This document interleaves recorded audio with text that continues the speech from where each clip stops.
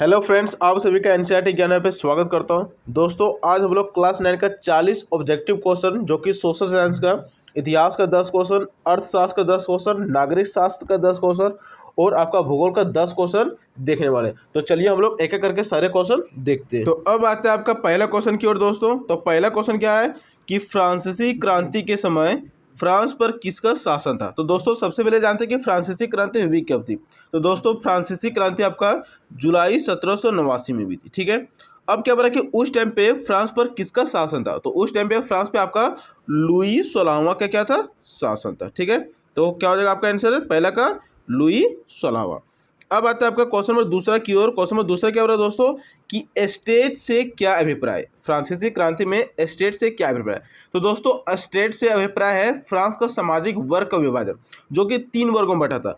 पहला था प्रथम स्टेट, दूसरा था द्वितीय स्टेट और तीसरा था तृतीय स्टेट। और प्रथम स्टेट और द्वितीय स्टेट में आपका पादरी और कुलीन वर्ग आते थे, और तृतीय स्टेट में आपका किसान हो गया, ठीक है, मजदूर, ये सारे आते थे, जिसमें से पढ़े लिखे भी लोग थे। अब आता है अगला आपका क्वेश्चन नंबर तीसरा की ओर। तो क्वेश्चन नंबर तीसरा क्या बोला दोस्तों कि बास्तिल का पतन कब हुआ। तो दोस्तों, बास्तिल का पतन आपका जुलाई 1789 में हुआ था। जिस टाइम पे फ्रांसीसी क्रांति शुरू हुई थी, उसी टाइम पे सबसे पहले बास्तिल का किला को ही तोड़ा गया था और वहां से हथियारों को लूटा गया था। ठीक है। तो हो जाएगा तीसरा का ऑप्शन, तीसरा का आंसर क्या हो जाएगा, जुलाई 1789। अब आता है क्वेश्चन नंबर चौथा की ओर। क्या बोला कि चर्चों द्वारा कौन सा कर वसूला जाता है। तो दोस्तों, चर्चों द्वारा जो कर वसूला जाता है वो है आपका धार्मिक कर। कौन सा कर, धार्मिक कर, जिसको टाइद भी बोलते हैं। क्या बोलते हैं जिसको, टाइद। ठीक है दोस्तों, जिसको क्या बोलते हैं, टाइद। अब आता है आपका अगला क्वेश्चन, क्वेश्चन नंबर 5 की ओर। क्या बोला दोस्तों कि टू टीट्राइजेज ऑफ गवर्नमेंट के रचनाकार कौन है। तो दोस्तों, टू टीट्राइजेज ऑफ गवर्नमेंट के रचनाकार है आपके जॉन लॉक। कौन है दोस्तों, जॉन लॉक। तो अब आते हैं आपका अगला question, question number next, question number 6 की ओर। क्या बोला दोस्तों कि फ्रांस में महिलाओं को मत देने का अधिकार कब मिला। तो ये मिला था आपका 1946 में। तो अब आता है आपका क्वेश्चन नंबर 7 की ओर। क्वेश्चन नंबर 7 क्या बोला दोस्तों कि फ्रांसीसी क्रांति किस शहर से शुरू हुई थी। तो दोस्तों, जो फ्रांस में क्रांति हुई थी वो आपका पेरिस शहर से शुरू हुई थी। तो 7वां का हो जाएगा आपका पेरिस शहर। अब आता है क्वेश्चन नंबर 8 की ओर। क्या बोला कि आतंक राज की स्थापना किसने की थी। तो दोस्तों, आतंक राज आपका स्थापना जो हुआ था वो था मैक्समिलियन रोबेस्पियर के द्वारा। किसके द्वारा, मैक्समिलियन रोबेस्पियर। ठीक है, मैक्समिलियन रोबेस्पियर के द्वारा आपका हुआ था। ठीक है। तो हो जाएगा 8वां का ऑप्शन नंबर, ऑप्शन नहीं है, मैक्समिलियन रोबेस्पियर। ठीक है। अब आता है क्वेश्चन नंबर 9 की ओर। क्या बोला कि फ्रांस के किन स्टेटों को करों में छूट प्राप्त थी। तो दोस्तों, आपका प्रथम स्टेट और दूसरी स्टेट। ठीक है, जो प्रथम स्टेट था और दूसरी स्टेट था, इन दोनों स्टेटों को करों जो टैक्स रहता है उसको देना नहीं पड़ता था। ठीक है। अब आते हैं क्वेश्चन नंबर 10वां की ओर। तो क्वेश्चन नंबर 10वां क्या बोल रहा है दोस्तों कि लुई 16वां को फांसी कहाँ दी गई थी। तो दोस्तों, लुई 16वां को फांसी प्लेस डी लॉ कॉनकॉर्ड में दी गई थी। ठीक है, कहाँ पे दी गई थी, प्लेस डी लॉ कॉनकॉर्ड में। ठीक है। तो ये तो आपका हिस्ट्री का 10 क्वेश्चन। ठीक है। अब हम लोग देखेंगे, ये था आपका पहला चैप्टर हिस्ट्री का 10 क्वेश्चन। अब हम लोग देखेंगे भूगोल का 10 क्वेश्चन। ठीक है, जो कि आपका बहुत ही ज्यादा इंपॉर्टेंट एमसीक्यू बन सकता है। ठीक है। तो पहला क्वेश्चन क्या है दोस्तों भूगोल का चैप्टर 1 से कि भारतीय संघ का सबसे दक्षिणी बिंदु क्या कहा जाता है। तो जो है भारतीय संघ का जो दक्षिणी बिंदु है वो आपका कहा जाता है इंदिरा पॉइंट। क्या जाता है, इंदिरा बिंदु बोल सकते हैं या तो इंदिरा पॉइंट। अब आते हैं question number next, question number 12वां की ओर। क्या बोला कि भारत का देशांतरीय विस्तार कितना है।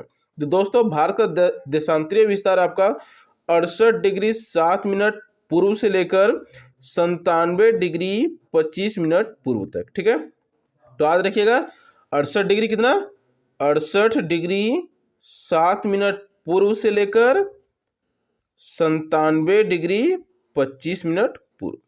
अब आते हैं question number next, question number 13 की ओर। क्या बोला कि भारत का क्षेत्रफल विश्व के कुल भौगोलिक क्षेत्रफल का कितना प्रतिशत है। तो यह है आपका 2.4%। ठीक है। अब आते हैं question number next, question number आपका 13 हो गया। ठीक है, 14 की ओर आते हैं क्वेश्चन। क्या बोला कि कौन सी अक्षांश रेखा भारत को दो भागों में बांटती है। तो दोस्तों आपका कर्क रेखा, कौन सी रेखा? कर्क रेखा जो है, जो कि 8 राज्यों से होकर गुजरती है, ये भारत को दो हिस्से में तोड़ देती है। ठीक है, एक उत्तरी भारत और एक दक्षिणी भारत। अब बात करें क्वेश्चन नंबर 15, क्या क्या बोला कि भारत और श्रीलंका के बीच समुद्री रास्ता किस नाम से जाना जाता है? तो दोस्तों भारत और श्रीलंका के बीच जो समुद्री रास्ता का नाम है वो है पाक जल संधि। क्या है? पाक जल संधि। और दूसरा एक और नाम है मन्नार की खाड़ी। ठीक है, अब आते हैं question number next, question number 16 की ओर। क्या बोला कि भारत की मानक यमुनोत्तर किस स्थान से होकर गुजरती है? तो ये आपका उत्तर प्रदेश के मिर्जापुर से होकर गुजरती है। उत्तर प्रदेश का कहाँ से? तो उत्तर प्रदेश का आपका मिर्जापुर नाम याद रखना दोस्तों। ठीक है, अब आते हैं आपका अगला क्वेश्चन, क्वेश्चन नंबर 17 की ओर। क्या बोला कि स्वेज नहर कब खुला था? तो दोस्तों आपका जो स्वेज नहर है ये आपका 1869 ईस्वी में खुला था। ठीक है, अब आता है आपका क्वेश्चन नंबर 18 की ओर। क्या बोला कि गुजरात से अरुणाचल प्रदेश के स्थानीय समय में कितने समय का अंतर है? तो दोस्तों 2 घंटे का आपका अंतर है। कितने घंटे का? 2 घंटे का। गुजरात का पश्चिमी इलाका और अरुणाचल प्रदेश का एकदम पूर्वी इलाका, तो इन दोनों के बीच में जो अंतर है समय का वो है आपका 2 घंटे का। ठीक है, अब आते हैं क्वेश्चन 19 का। क्या बोला कि किस महासागर का नाम भारत के नाम पर रखा गया? तो दोस्तों हिंद महासागर का नाम आपके हिंदुस्तान मतलब कि भारत के नाम पर रखा गया। कौन सा महासागर? हिंद महासागर। अब आते हैं क्वेश्चन 20 की ओर। तो 20 नंबर क्वेश्चन क्या बोल रहा है दोस्तों कि अरब सागर में स्थित द्वीप समूह का नाम क्या है? तो दोस्तों जो अरब सागर में, तो सबसे पहले अरब सागर किधर है वो आपको पता होना चाहिए। तो दोस्तों ये मान के लिए भारत मैप है, तो इधर आपका बंगाल की खाड़ी और इधर है आपका अरब सागर। तो यहाँ पे डॉट डॉट डॉट जो है वही आपका क्या है? लक्षद्वीप। तो हो जाएगा 20 का कौन सा आंसर? लक्षद्वीप। तो दोस्तों ये था आपका भूगोल का 10 क्वेश्चन चैप्टर नंबर 1 से। अब आते हैं हम लोग नागरिक शास्त्र का चैप्टर नंबर 1 से 10 क्वेश्चन की ओर। तो पहला क्वेश्चन क्या दोस्तों कि लोकतंत्र में शासन कौन करता है? तो दोस्तों लोकतंत्र में शासन से आपका जनता करती है। कौन करती है? जनता, क्योंकि जनता के द्वारा ही शासन किया जाता है। तो हो जाएगा आपका 21 का कौन सा? लोकतंत्र में शासन कौन करते हैं? तो जनता द्वारा शासन होता है। अब आते हैं question number next, question number 22 की ओर। क्या बोला कि किस देश में सैनिक द्वारा तख्ता पलटकर शासन किया गया था? तो दोस्तों जो आपका पहला चैप्टर नागरिक शास्त्र का लोकतंत्र क्या और लोकतंत्र क्यों में, उसमें पाकिस्तान में सैनिक द्वारा तख्ता पलट किया जाता है। ठीक है, तो हो जाएगा कौन सा देश? तो हो जाएगा आपका पाकिस्तान। अब आते हैं नेक्स्ट क्वेश्चन, क्वेश्चन नंबर 23 की ओर। क्या बोला कि सैनिक शासन में शासन की जिम्मेदारी किसके हाथों में होती है? तो दोस्तों जिस देश में सैनिक शासन होता है उसमें सत्ता जो होती है आपका सेना का जो प्रमुख होता है उसके हाथों में होती है। ठीक है, सेना प्रमुख के हाथों में। अब आते हैं question number next, question number 24 की ओर। क्या बोला कि अब्राहम लिंकन किस देश के राष्ट्रपति थे? तो दोस्तों अब्राहम लिंकन आपका संयुक्त राज्य अमेरिका के राष्ट्रपति थे। किसका थे? अमेरिका के राष्ट्रपति थे, जिन्होंने लोकतंत्र की परिभाषा दिया था। क्या दिया था कि मतलब कि लोकतंत्र का जो परिभाषा दिया था वो था आपका for the people, by the people, through the people, या फिर बोल सकते हैं जनता का, जनता के लिए और जनता के द्वारा। यह था आपका अब्राहम लिंकन का जो लोकसभा की परिभाषा उसका। ठीक है, अब आते हैं question number next, question number 25 की ओर। क्या बोला कि डेमोक्रेसी किस भाषा का शब्द है? तो दोस्तों डेमोक्रेसी आपका यूनानी भाषा का शब्द है। ठीक है, अब आते हैं क्वेश्चन नंबर 26 की ओर। तो क्वेश्चन नंबर 26 क्या बोला दोस्तों कि चीन की संसद का नाम क्या है? तो चीन की संसद का नाम है आपका राष्ट्रीय जन संवाद, राष्ट्रीय जन संवाद या फिर संसद भी आप बोल सकते हैं। ठीक है, तो ये है आपका चीन की संसद का नाम। जिस प्रकार भारत का जो पार्लियामेंट है, संसद है, वो संसद ही कहलाता है, लेकिन चीन का जो संसद का नाम है वो है राष्ट्रीय जन संवाद। अब आते हैं क्वेश्चन नंबर 27 की ओर। तो क्वेश्चन नंबर 27 क्या बोला दोस्तों कि मैक्सिको कब स्वतंत्र हुआ? तो दोस्तों मैक्सिको आपका स्वतंत्र हुआ था 1930 ईस्वी में। ठीक है, कब स्वतंत्र हुआ था? 1930। अब आता है आपका अगला क्वेश्चन, क्वेश्चन नंबर 28 क्या बोल रहा है कि जिम्बाब्वे को गोरो से स्वतंत्रता कब मिली? मतलब कि जिम्बाब्वे को स्वतंत्रता कब मिली थी? तो ये मिली थी आपका 1980 में। ठीक है, अब आते हैं क्वेश्चन नंबर 29 की ओर। क्या बोल रहा है दोस्तों कि अब्राहम लिंकन के अनुसार लोकतंत्र की परिभाषा क्या? अभी दोस्तों कुछ देर पहले हम लोग देखे थे कि अब्राहम लिंकन के अनुसार लोकतंत्र की परिभाषा क्या है? तो परिभाषा आपका जनता के दिए और जनता के द्वारा। ठीक है, जनता का जनता के लिए और जनता के द्वारा। ये आपका अब्राहम लिंकन के अनुसार लोकतंत्र की आपका परिभाषा। अब आता है क्वेश्चन 30वां की ओर। क्या बोला कि भारत में लोकतंत्र के मंदिर का नाम क्या है? तो दोस्तों भारत में लोकतंत्र का जो मंदिर है उसको बोलते हैं संसद। ठीक है, क्या बोला जाता है? संसद। तो ये था आपका नागरिक शास्त्र का 10 क्वेश्चन। अब हम लोग देखने वाले हैं अर्थशास्त्र का 10 इंपॉर्टेंट क्वेश्चन। तो क्वेश्चन नंबर नेक्स्ट आता है क्वेश्चन नंबर 31 की ओर। क्या बोला दोस्तों कि पालमपुर गांव में मुख्य क्रियाकलाप क्या था? तो दोस्तों पालमपुर गांव में मुख्य क्रियाकलाप आपका कृषि था। क्या था? कृषि, मतलब कि खेती बाड़ी। ठीक है, तो अब आते हैं क्वेश्चन नंबर 32 की ओर। तो 32 नंबर क्वेश्चन क्या दोस्तों? 32 नंबर क्वेश्चन की बात करें हम लोग तो 32 नंबर क्वेश्चन है कि पालमपुर में हाई स्कूल की संख्या कितनी थी? तो दोस्तों पालमपुर गांव में हाई स्कूलों की संख्या टोटल 2 थी। अब आते हैं क्वेश्चन नंबर 33 की ओर। क्या बोला कि पालमपुर में करीम ने कौन सा केंद्र खोला था? तो दोस्तों पालमपुर में करीम कंप्यूटर केंद्र खोला था। क्या खोला था? कंप्यूटर केंद्र। अब आते हैं question number next, question number 34 की ओर। तो क्वेश्चन नंबर 34 क्या है कि उत्पादन की कितनी इकाइयाँ होती है? तो दोस्तों उत्पादन की आपकी टोटल 4 इकाइयाँ होती है, जिसमें से होती है आपका पहला भूमि, दूसरा होता है आपका श्रम, तीसरा होता है आपका पूंजी, ठीक है, भौतिक पूंजी, और चौथा होता है आपका मानव पूंजी।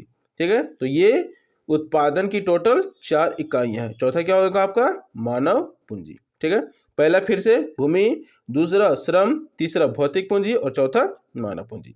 अब आता है नेक्स्ट क्वेश्चन, क्वेश्चन नंबर 35 की ओर। क्या बोला कि कार्यशील पूंजी का 2 उदाहरण दीजिए? तो दोस्तों आपका पैसा जो रुपया है और कच्चे पदार्थ, ये आपका कार्यशील पूंजी है। ठीक है, कच्चे पदार्थ।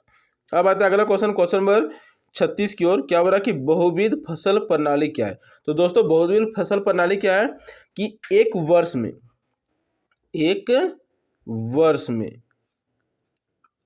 एक से अधिक फसल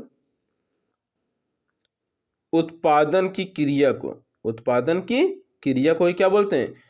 आपको बोलते हैं बहुविध फसल प्रणाली। मतलब कि अगर किसी एक खेत में टुकड़ा है, उस एक खेत के टुकड़े में एक वर्ष में एक से अधिक फसल लगाना ही आपका कहलाती है बहुविध फसल प्रणाली। ठीक है, अब आते हैं क्वेश्चन नंबर 37 की ओर। क्या बोल रहा है कि गुड़ का व्यापारी कौन था पालमपुर गांव में? मतलब कि पालमपुर गांव में जो गुड़ का व्यापारी था वो कौन था? तो वो था आपका मिश्रल, जिसने क्या किया था, बिजली से चलने वाला गन्ना से रस निकालने के लिए मशीन लाया था। तो उसी से वो लोग क्या करते हैं, गन्ना से रस निकालते हैं और गुड़ बना के बाजार में क्या करते हैं, बेचते हैं।